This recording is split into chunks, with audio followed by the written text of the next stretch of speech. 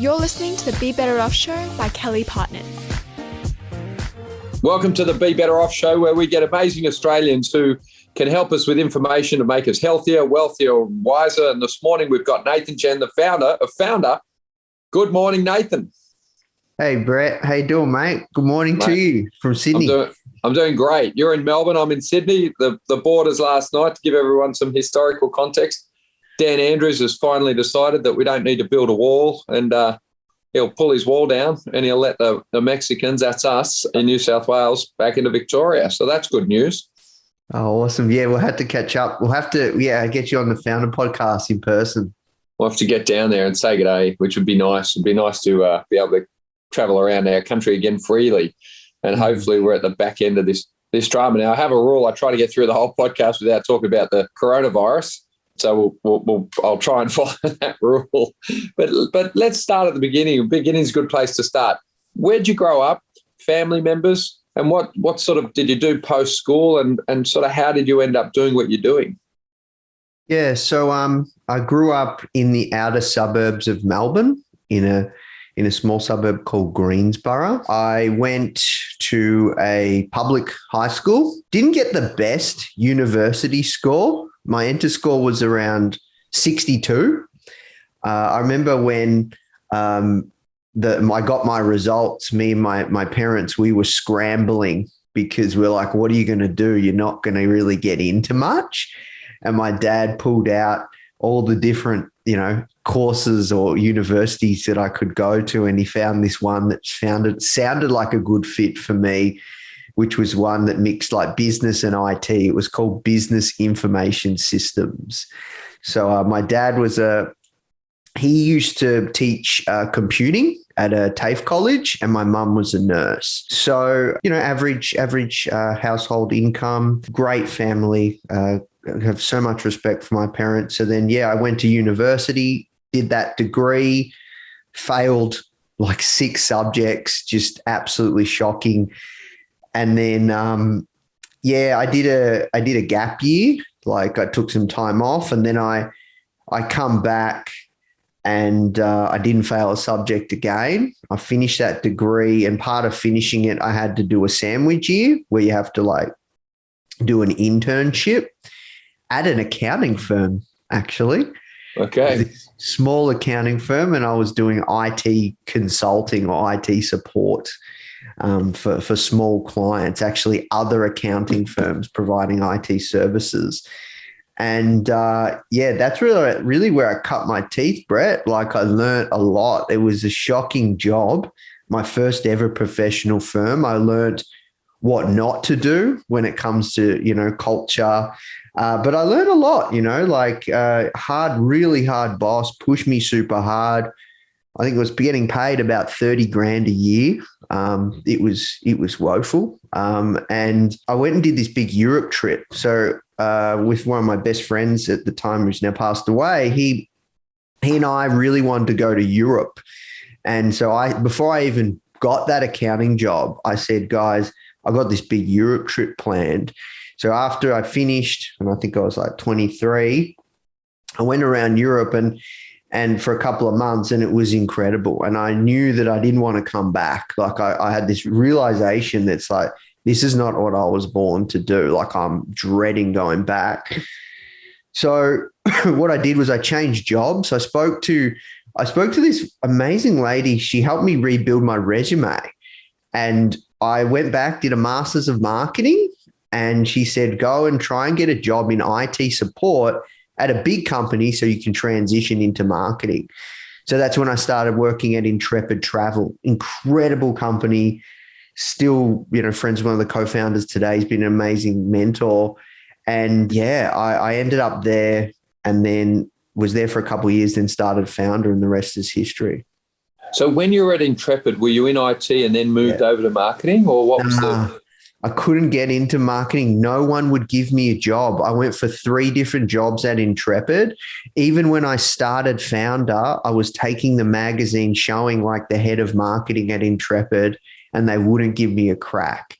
So in the end, I just went out and Foundr took off, and then the rest was history. But I started Foundr literally as a side hobby passion project to get a job in marketing because I was just so hungry to find work that I was passionate about. So give us, just for our audience, how did you come up with the idea of Foundr? What inspired you? What was the thinking?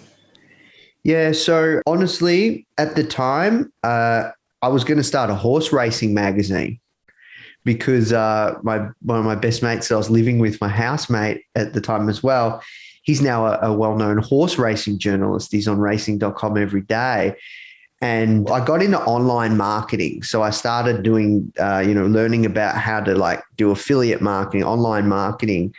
And I was following this guy called Ed Dale, and he talked about this software that he was launching that would allow you to create your own digital magazine. And I thought, what a fantastic idea.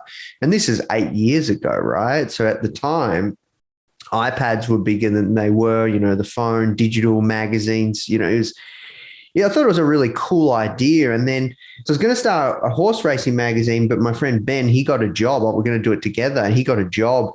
And they said, he was freelancing. He got a job and they said he couldn't do any side hustles.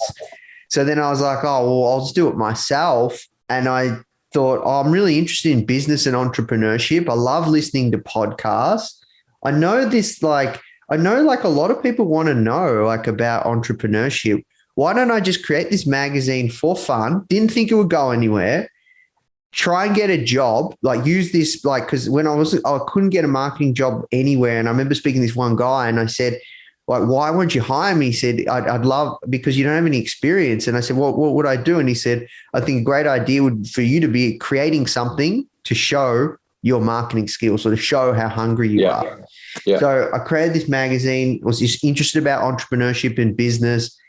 And I knew that there was an area for how to, really in depth, how to really showcasing how these people are doing it. And that was the early stage premise of Foundr. Obviously the vision has grown much bigger and larger to what it is now. But honestly, Brett, it was, how can I get a job in marketing? How can I find work that I'm passionate about? Because life is too short.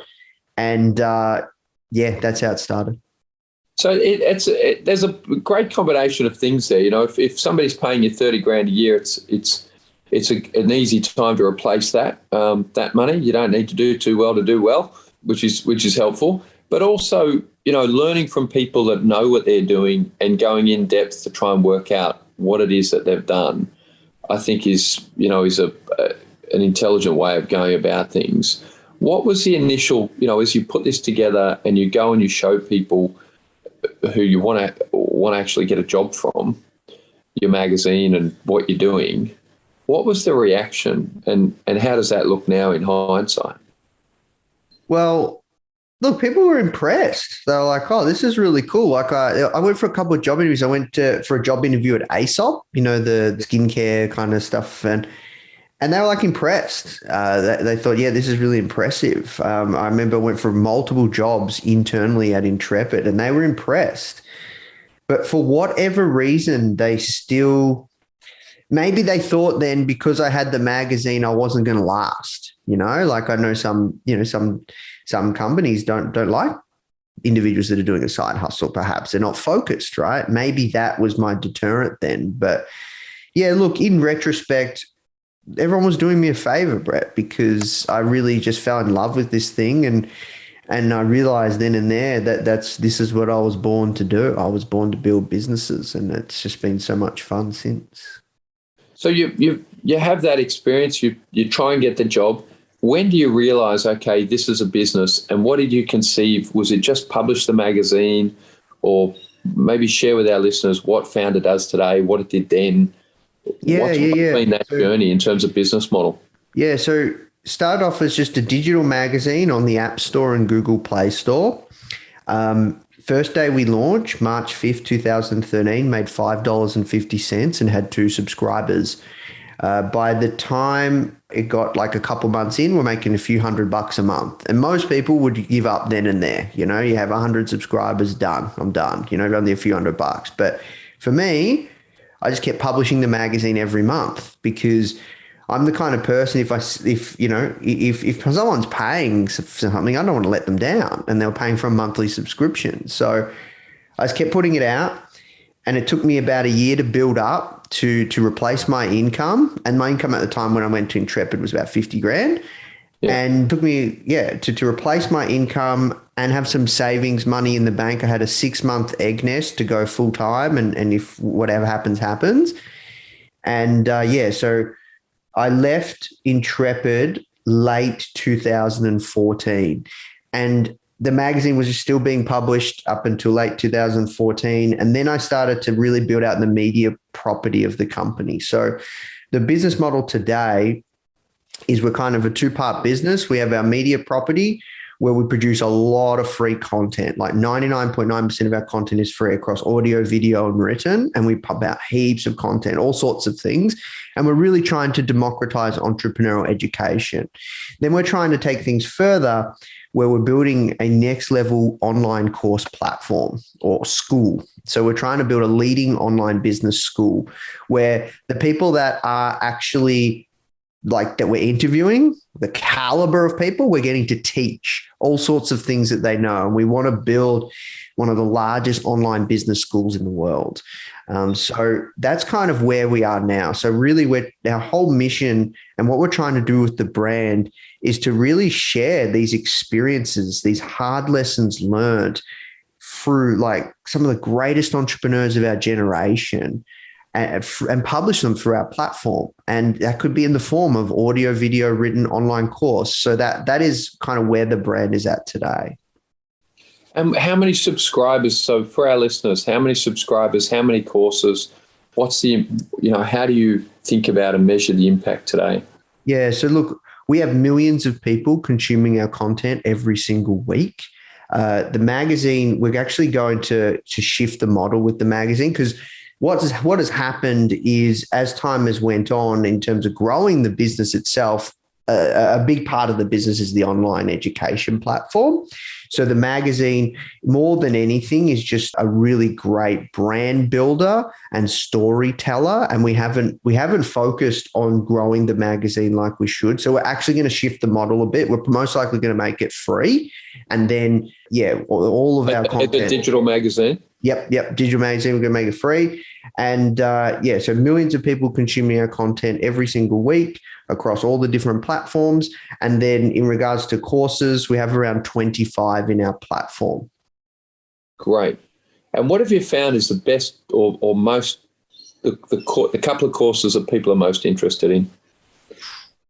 I think there's something really hot around how to start an e-commerce business. We've found that to be something that people are really, really interested in. We've found also social media to be a big one as well. Things like growing your Instagram following, building out your YouTube channel, using Facebook ads, YouTube ads, so any paid advertising. Those kinds of courses, we find to be, social media and e-commerce, anything e-commerce related, we found have been very, very lot of interest. So now, having done years now of publishing the magazine, what do you think are the big lessons from founders that keep resonating in your mind? Oh, there's heaps, Brett. You know this, right? You speak to really smart people, you publish books, you publish insights too. You know the strategy, right? You get to learn for free. It's incredible. Look, I think definitely persistency, being persistent. These people are extremely disciplined and they're just super persistent. I think there's that hunger there as well. Not enough people talk about it, but if you want something bad enough, these people just don't give up. They just keep going. And, I think another thing that's really important is these people are really, they know how to surround themselves with great people. Interpersonal skills are critical, yes, but you don't have to have the best interpersonal skills as long as you can have mentors, advisors, really smart execs, people or early stage team, really smart people around you. That is critical. No one is doing it alone, and they the every single founder has somewhat of a skill to identify talent, whether that's hiring talent, whether that's finding advisors to help you. Like, you can't do it alone. Like, that's critical. Then another thing is they're obsessive learners. I think every single like super successful founder, they just love to learn, and they're just like rabid, whether it's learning from people, reading books. They're just always that thirst for knowledge, that thirst for improvement. I could keep going, but like those are some key things that I've noticed in terms of traits. Surrounding yourself with great people, like I think that's critical. And by being able to identify those people, then, just never giving up, just that insane hunger and relentless discipline. And then also thirst for knowledge and just, want an insane curiosity and wanting to learn. So who do you think, Nathan, are in terms of personalities, people that you've interviewed or met, who are the ones that you've personally found most inspiring?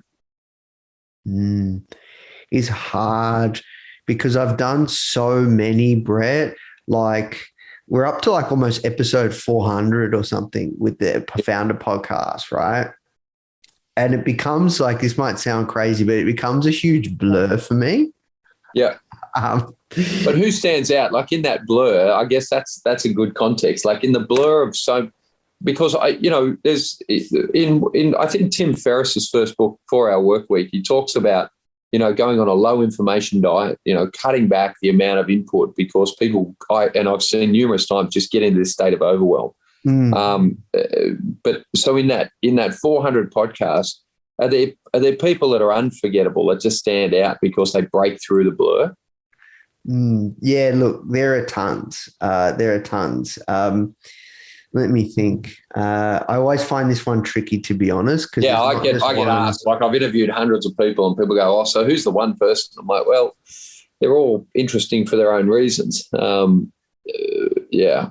some people, I guess, have an energy that's hard to forget. Yeah, look, I'll tell you one person. So there was this guy, and he founded a company called Omaze. His name's Matt Paulson. So Omaze is they're like a fundraising company, and they do like fundraising events, and they partner with charities, and they work with celebrities, and they have these crazy experiences. So Matt Paulson, he almost he died. Like he had something terrible happen to him, and he died, and then he kind of came back to life. And his story was just insane. And like, I think when you have something that is so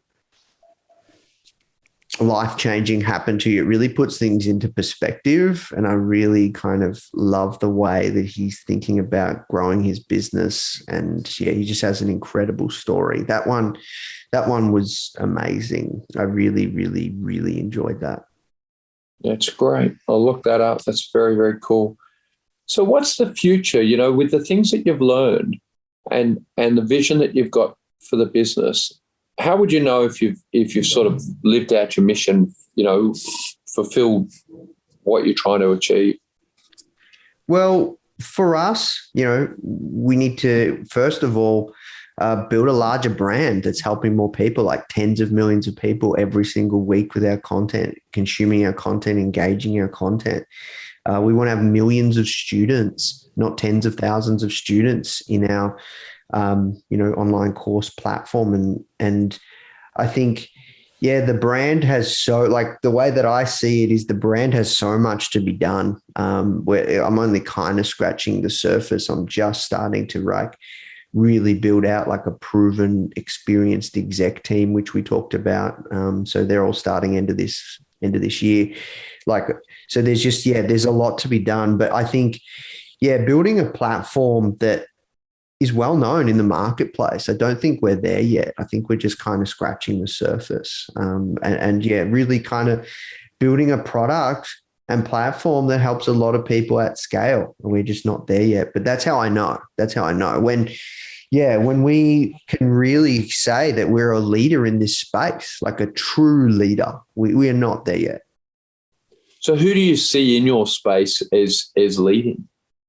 So in regards to the media side, it would be, the Forbes, the Entrepreneur, the Fast Company, the Inc.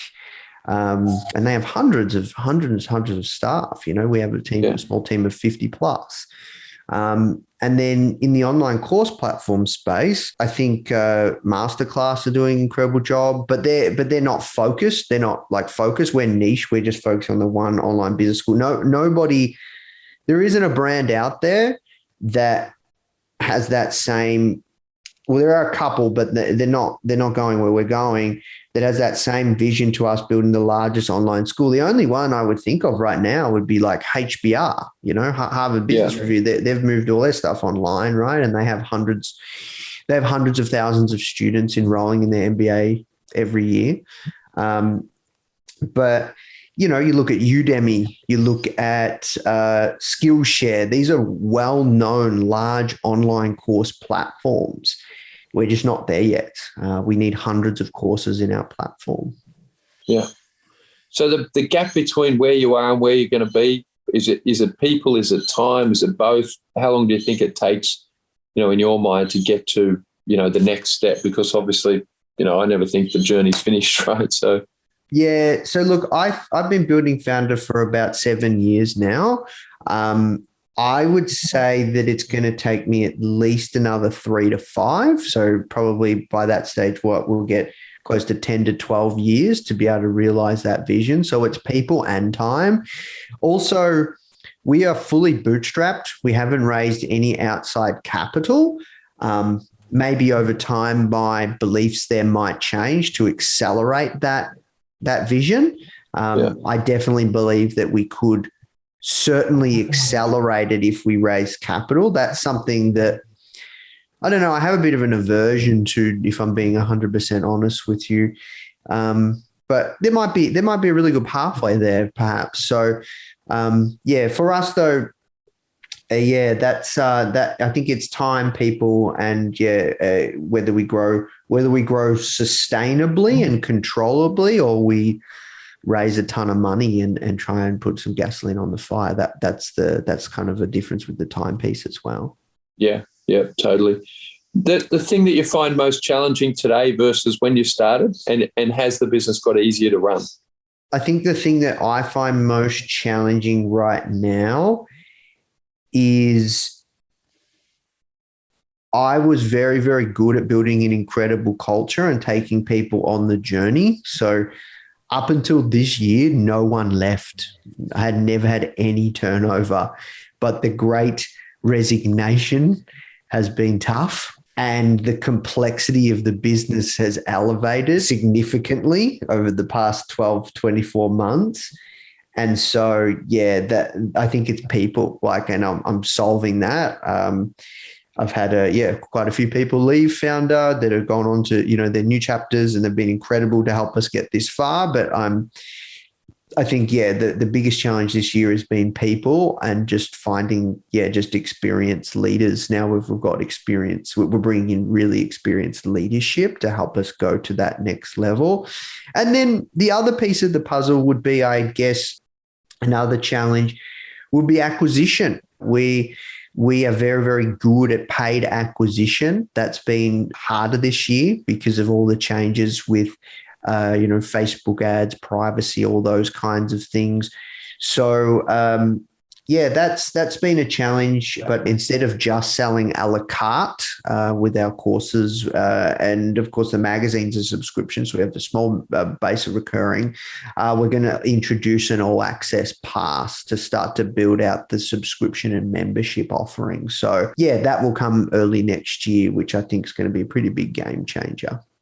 So if you said to your sort of 25-year-old self when you started, or 26-year-old self, this is the one thing you're really going to need to know up front after all your experience now, what is the thing that you would have most wanted to know or most have had that you didn't have or didn't know you needed? Probably to not work so hard to please others. I think I've learned a lot of hard lessons around leadership, around kind of just holding people to account, I think that's something that's still an area of development for me. As a leader, sometimes you just have to have hard conversations and, you have to hold people accountable. And you have to, like, I'm a big fan of servant-based leadership. But yeah, I think, if I hadn't have been so keen to please, I probably would have got there much faster. Yeah, it's a very interesting one. I was having a chat yesterday, Nathan, and there's a great Harvard professor, Jay Lorsch, who's written this article about the 7 biggest corporate turnovers in US corporate history. And he said that when he interviewed those CEOs, it wasn't culture that saved those companies, it was performance. And that this is the guy, Jay Lorsch, who invented the term corporate culture. He's an 85-year-old professor at Harvard. Mm-hmm. And he said that, when a company is dying or in Chapter 11, it has to be fixed. And by fixing the foundational systems and performances of that business, that's what saves the business. And that actually forms the culture. And so I have seen it, often in, a lot of leaders think that building a great culture is to get everyone to love you. But people typically love performing well because that's something that you give them for themselves, the satisfaction of doing something very well. But that's hard because you've got to have the hard conversation to say, listen, I know you can do better. You have to do better. We want to be world class. And you can have a beer with me after you're world class. Whereas I do see a lot of younger entrepreneurs, I think often it's part of the entrepreneur character to want to be liked. And so they're trying to build a culture that's nice and fluffy and where everyone likes each other. But ultimately, if you don't perform, no one likes losing. So, people like winning more than they like losing. So that's a really interesting one. I was having literally a convo yesterday in terms of, accountability is hard. Asking people to hold themselves accountable is hard, so that, you've got to have few conversations because they're conversations really they should have with themselves. But yeah, it's a very interesting area around, how do you build a culture? Well, high performance, which comes from people deeply internally accountable to themselves and their own standards. So I think it's a area of real interest of mine. How do you find those people that are self-motivated, self-disciplined, have high standards, and bring them to your organization so that they're really people holding themselves to account, so that you don't feel like you have to. Yeah. So look, I want to be as honest with you as possible. I think just, I'm not saying, right, that everyone in business have hired the wrong people, right? They're not the right people, right? And I'm not saying that I hired a shit ton of wrong people, right? I have hired some wrong people and move them on, right? But yeah, look, I think there's just certain stages, right? There's certain people for certain stages. And I think, I've been doing this for a while, and Foundr could have grown much faster if I had have been able to identify that perhaps this person is great for this stage, but they probably aren't going to be that incredible leader that we need. And keep them as an individual contributor. But I tried to elevate and, so, and I think that's a common. Because you want the best for people. So often you want better for them than they want for themselves. Yeah, that's right. That was the early lesson I learned. Yeah, so it's not that these people haven't been incredible. They have to get us to where we are and all these other things. But yeah, I just didn't identify that soon enough. So if I had the skills that I knew now, I would have been able to go, you know what? You are amazing at what you do. We're going to get someone else to support you now to build you up. You know what I mean? Yeah. So I put, but part of that was wanting to please, right? Wanting to play, so I think that's interesting, Nathan. In about 2011, 2012, I interviewed